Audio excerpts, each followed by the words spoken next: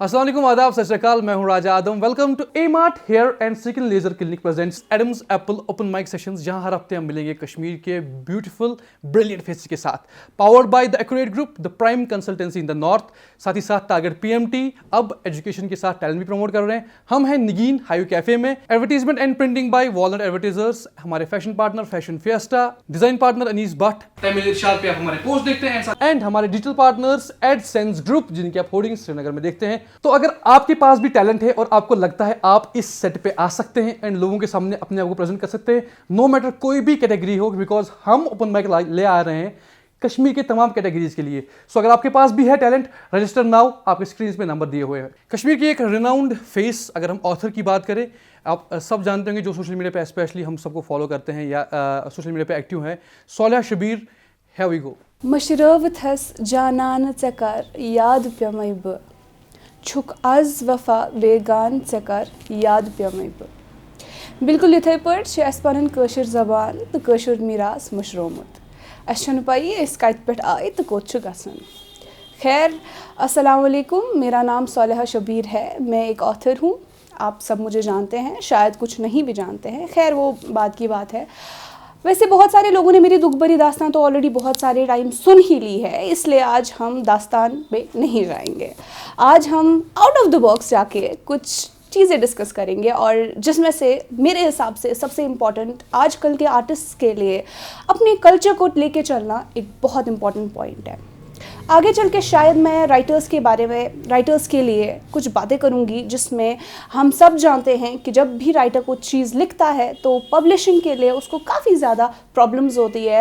And आप लोगों में से बहुत सारे लोग हैं जो मुझे मैसेज करते हैं कि मैम हमें बताइए कि पब्लिशिंग कैसे करें, हमें हेल्प कीजिए पब्लिशिंग के बारे में। बट उससे पहले इन अ होल हम कश्मीरी आर्टिस्ट के बारे में बात करते हैं। आर्टिस्ट जितने भी वहाँ हैं, क्या आप सब लोग जानते हैं कि जितने भी आर्टिस्ट होते हैं वो गॉड गिफ्टेड होते हैं, और जो गॉड है, जो अल्लाह है, जो लॉर्ड है, हम सब के भगवान, वट एवर, हर एक नाम, जिस नाम से आप चाहे, हम सबको, आर्टिस्ट को खास कर किसी काम के लिए चूज़ किया गया होता है। हर एक में सिंगिंग का टैलेंट नहीं होता है, हर एक में राइटिंग का टैलेंट नहीं होता है, हर एक में म्यूज़िक परफॉर्म करने का टैलेंट नहीं होता है, हर एक में आर्ट का टैलेंट नहीं होता है। देयर आर स्पेसिफिक पीपल जिनमें ये टैलेंट होता है, और वी आर गिफ्टेड अल्हम्दुलिल्लाह। तो हम पे क्या रिस्पॉन्सिबिलिटी होती है? हमारे पे ये रिस्पॉन्सिबिलिटी होती है कि हम आगे बढ़े और अपनी नेशन को, अपनी कंट्री को, अपनी स्टेट को और अपने रूट्स को रिप्रेजेंट करें। हमें दुनिया के साथ लड़ना है, हमें दुनिया के साथ compete करना है, जिसके लिए हमें अपने आप को अपडेट करना ज़रूरी है। ऑफ कोर्स आप अपना फेसबुक एंड इंस्टाग्राम भी अपडेट करते हैं, और आपको अपने आप को भी अपडेट करना है, there is no problem in that. But आपको अपने कश्मीरी कल्चर, अपने Kashmiri tradition, not only Kashmiri but जो भी आपका ट्रेडिशन है, जो भी आपका कल्चर है, आपको उसको लेके साथ चलना है। फ़र्ज़ कर लेते हैं कि कोई सिंगर है और उसने, मान लीजिए कि कोई इंग्लिश सॉन्ग गाया या बॉलीवुड का सॉन्ग गाया, बट क्या उस कश्मीरी सिंगर को ये पता है कि उसको अपने कश्मीरी सॉन्ग्स भी इक्वली आगे लेने हैं, और अपनी आवाज़ जहाँ से, वो जिस मिट्टी से पैदा हुआ है, उस मिट्टी को डिवोट करना है? This is the responsibility of an artist. एक राइटर होता है, वो कुछ भी चीज़ें लिखता है, बहुत सारी चीज़ें लिखता है, बहुत सारी लैंग्वेजेस में लिखता है। मेरे को ही ले लीजिए, मैं इंग्लिश में लिखती हूँ, बट क्या आप ये जानते हैं कि मेरी रिस्पॉन्सिबिलिटी जितनी इंग्लिश की टुवर्ड्स है, उससे कई ज़्यादा मेरी रिस्पॉन्सिबिलिटी अपनी मदर लैंग्वेज के टुवर्ड्स है, कश्मीरी के टुवर्ड्स है। बट कितने लोग हैं आप सब में से जिनको कश्मीरी अच्छे से आती है, जिनको कश्मीरी लिखनी आती है, जिनको कश्मीरी पढ़नी आती है, जिनको कश्मीरी समझ में आती है? अगेन, हम मॉडर्न हो चुके हैं, हम हमारे कश्मीरी कल्चर, हमारे ट्रेडिशन को भूल चुके हैं। जब बच्चा बड़ा होता है तो उसको बचपन से ही इंग्लिश सिखाया जाता है, बट हम हेजिटेट करते हैं उसको कश्मीरी सिखाने में। ना ना ना, इमिस मा हेचनाव कशुर, ये गई खराब, इमिस तगी ना वनई कशुर। आई अंडरस्टैंड, हम सब लोगों ने हमारी लैंग्वेज को एक्सप्लॉइट किया हुआ है, ख़त्म किया हुआ है। ये हमारी रिस्पॉन्सिबिलिटी है कि जब एक बच्चा बड़ा होता है तो हम उसके दिमाग में क्या चीज़ डालें। अगर हम उसके दिमाग में मॉडर्निटी डालते हैं तो वो अपने कल्चर से डिटैच हो जाता है, और एक ऐसा टाइम आता है कि उसको पता ही नहीं होती है कि मेरे रूट्स कहाँ पे है और मैं कहाँ से आया हूँ। वो लोगों के साथ घुलता मिलता तो है, लेकिन वो डिफ्रेंशिएट नहीं कर पाता है। एक इंटरनेशनल लेवल पे अगर एक कश्मीरी स्टूडेंट और एक फॉरेन का, लेट्स से एक ब्रिटिश स्टूडेंट है, जब उन दोनों को आमने सामने लाना होता है, जो एक अंग्रेज़ होता है वो अपना ट्रेडिशन, अपना कल्चर, अपनी अंग्रेज़ी अच्छे से झाड़ लेता है, लेकिन हम जो है हम हमारे ही कल्चर को भूल के उनकी ही नेशनैलिटी ले जाते हैं, विच शोज़ कि हम कितना पीछे आ चुके हैं। सो एक आर्टिस्ट के लिए ये चीज़ बहुत इम्पॉर्टेंट है कि वो अपने रूट्स को पकड़ के रखे, अपने कल्चर को पकड़ के रखे, वो जहाँ से आया है, जो उसकी पैदाइश है, उसका ख्याल रखे।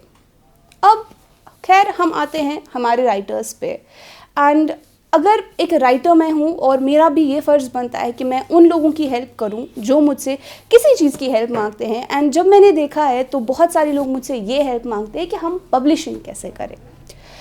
पब्लिशिंग करने के लिए सबसे पहले इम्पॉर्टेंट पॉइंट ये है कि आपको क्या लिखना है और आपने क्या लिखा है। जो चीज़ आप लिख रहे हैं उस चीज़ के लिए सबसे बड़ी इम्पॉर्टेंट चीज़ है थीम। आप क्या लिख रहे हैं, आप किस टॉपिक को उठा रहे हैं, क्या उस टॉपिक की सोसाइटी में कोई ज़रूरत है। अगर उस टॉपिक की सोसाइटी में कोई ज़रूरत नहीं है तो क्या वो टॉपिक सोसाइटी में कोई चेंज ला सकता है, क्या वो टॉपिक इतना इम्पॉर्टेंट है कि वो सोसाइटी में पढ़ा जाएगा। जब आप कोई चीज़ लिखते हैं तो आपके कंधों पे एक रिस्पॉन्सिबिलिटी आती है, और वो रिस्पॉन्सिबिलिटी होती है लिटरेचर को संभालने की। लिटरेचर का जो रिस्पेक्ट है, जो डिग्निटी है, उसको वेस्ट न करना, उसको ख़राब न करना, ये एक राइटर की रिस्पॉन्सिबिलिटी होती है। एंड जब फिर उसके बाद हम लिखते हैं, लिखने के बाद हमारा काम है उसकी प्रूफ रीडिंग करना, अपनी लेवल पे मिस्टेक्स निकालना, बिकॉज़ जो लिटरेचर होता है उसमें मिस्टेक्स नहीं होती हैं। उसके बाद जब हम पब्लिशिंग में जाते हैं, दो किस्म की पब्लिशिंग्स हमारे पास होती है। एक होती है सेल्फ पब्लिशिंग एंड एक होती है ट्रेडिशनल पब्लिशिंग।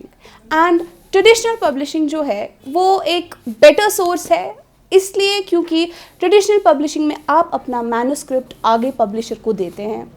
वो मैन्युस्क्रिप्ट जो है वो पब्लिशर पूरा रीड करता है, उसके बाद वो देखता है कि क्या आपका मैन्युस्क्रिप्ट पब्लिशिंग के लायक है या नहीं। अगर आपका मैन्युस्क्रिप्ट रिजेक्ट हो जाता है, वहाँ पे आपकी मेहनत फिर से आ जाती है, वहाँ पे आप अपनी मिस्टेक्स निकाल सकते हैं, वहाँ आप अपने आप को ब्रश अप कर सकते हैं, और वहाँ पे आप अपने आप को संभाल सकते हैं, संवार सकते हैं। ट्रेडिशनल पब्लिशिंग जो है उसमें एक राइटर का कोई कॉस्ट नहीं जाता, कुछ पैसा नहीं जाता, जितना भी कॉस्ट होता है वो पब्लिशिंग हाउस बेयर करता है, एंड उसके बाद एक राइटर जो है उसको अपनी रॉयल्टीज़ मिलती हैं। मैंने ये प्लेटफॉर्म इसलिए चूज़ किया है बिकॉज़ आप सबको पता है कि it is not possible for me कि मैं एक एक को रिप्लाई करूँ, एक एक को ऑन सेपरेटली हेल्प करूँ, because I have my own works या सो इसलिए एडम्स एप्पल की ओपन माइक पे मैं इस चीज़ को डिस्कस कर रही हूँ। आजकल की सोसाइटी में ट्रेडिशनल पब्लिशिंग ख़त्म हो चुकी है एंड सेल्फ पब्लिशिंग नाम का एक बहुत बड़ा वर्ड आ चुका है। एंड सेल्फ पब्लिशिंग का मतलब होता है कि आप खुद अपने कॉस्ट्स बेयर करते हैं और आप खुद अपनी किताब को आगे लाते हैं। लेकिन क्या आपको ये पता है कि सेल्फ पब्लिशिंग के वक्त भी आपके पास इक्वल रिस्पॉन्सिबिलिटीज़ होती हैं? क्या आपको ये पता है कि सेल्फ पब्लिशिंग के वक्त भी आपकी रिस्पॉन्सिबिलिटी लिटरेचर को डिग्रेड न करना है? एग्जैक्टली जो हमारे पब्लिशिंग हाउसेस है, आजकल देखा जाता है कि नेम एंड फेम के लिए कुछ भी चीज़ छापे जा रहे हैं, कुछ भी चीज़ आगे ले जा रहे हैं। ये एक पब्लिशर का रिस्पॉन्सिबिलिटी है कि जो भी मैन्युस्क्रिप्ट उनके आगे आता है वो उसको प्रॉपरली स्टडी करे, वो आगे जाके एक राइटर को एडवाइस करे कि उनकी राइटिंग में क्या प्रॉब्लम है और क्यों वो सेल्फ पब्लिशिंग के लिए अभी क्वालिफाई नहीं करते। लेकिन हम देखते हैं कि सेल्फ पब्लिशिंग में क्या हो रहा है, not everyone but most of the times देखा जाता है कि ग्रामेटिकल एरर्स लेके कोई चीज़ पब्लिश होती है, मिस्टेक्स लेके कोई चीज़ पब्लिश होती है। एंड सबसे बड़ी बात, जो हमारा स्टाइल होता है, लिटरेचर का स्टाइल होता है, राइटिंग का स्टाइल होता ही नहीं है किसी की राइटिंग में, फिर भी वो पब्लिश हो जाता है।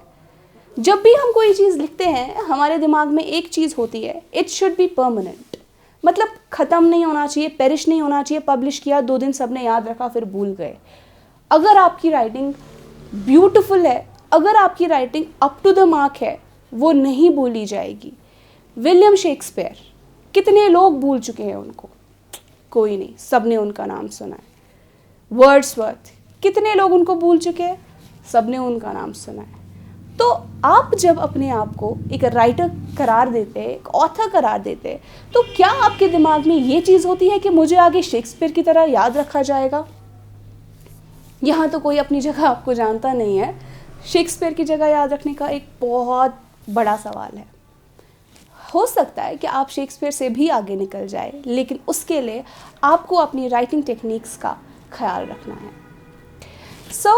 एक पब्लिशिंग हाउस का क्या यहाँ पे यही रोल है कि वो प्रॉपरली पब्लिश करे, चाहे सेल्फ पब्लिश हो चाहे ट्रेडिशनल पब्लिश हो, एक प्रॉपर पब्लिशिंग सामने आनी चाहिए। प्रॉपर पब्लिशिंग में सेल्फ पब्लिशर्स हमारे पास बहुत सारे हैं जिनके डिफरेंट पैकेजेस होते हैं, और डिफरेंट पैकेजेस में 5,000, 10,000, 20, 50, silver, golden, platinum, we have every package, and उसके हिसाब से आप अपने बजट के हिसाब से उसको पब्लिशिंग कर सकते हैं। प्रूफ रीडिंग हो गया, आपका थीम सिलेक्ट हो गया, आपका मैन्युस्क्रिप्ट तैयार हो गया, आपने कॉन्ट्रैक्ट अपने पब्लिशर के साथ साइन कर लिया, उसके बाद इंटीरियर डिज़ाइनिंग, कवर डिज़ाइनिंग हो गई, एंड उसके बाद आपकी बुक पब्लिश हो जाती है। कोई हफ्ते में करता है, कोई महीने में करता है, depending upon the time, and after that आपकी किताब जो है वो मार्केट में अवेलेबल हो जाती है। मार्केट में अवेलेबल होना, इसका ये मतलब है कि आप अपना काम, अपना कलाम लोगों तक आगे ले रहे हैं। एंड गेस व्हाट, अगर मिस्टेक्स हो गई तो वही मिस्टेक्स आगे की जनरेशन में चली जाएंगी, फिर वो जनरेशन उन मिस्टेक्स को ले जाएगा और वही मिस्टेक्स कैरी करेगा, एंड ये मिस्टेक्स फिर निकालना बहुत मुश्किल हो जाता है। इसीलिए अगर पब्लिशिंग हाउसेस इन मिस्टेक्स को on the very first go ले तो ये मिस्टेक्स ख़त्म करना बहुत ईजी होता है। एनीवे, बहुत सारी चीज़ें हैं जो डिस्कस की जा सकती है, बट टाइम लिमिटेशन की वजह से आई डोंट थिंक हम इतना कर पाएंगे, बट स्टिल आप सबके लिए this is the basics of publishing, and I request every one of you कि आप जो भी काम करें, आप जो भी नाम करें, अपने रूट्स, अपने कल्चर, अपने ट्रेडिशन को साथ लेके करें। Thank you very much.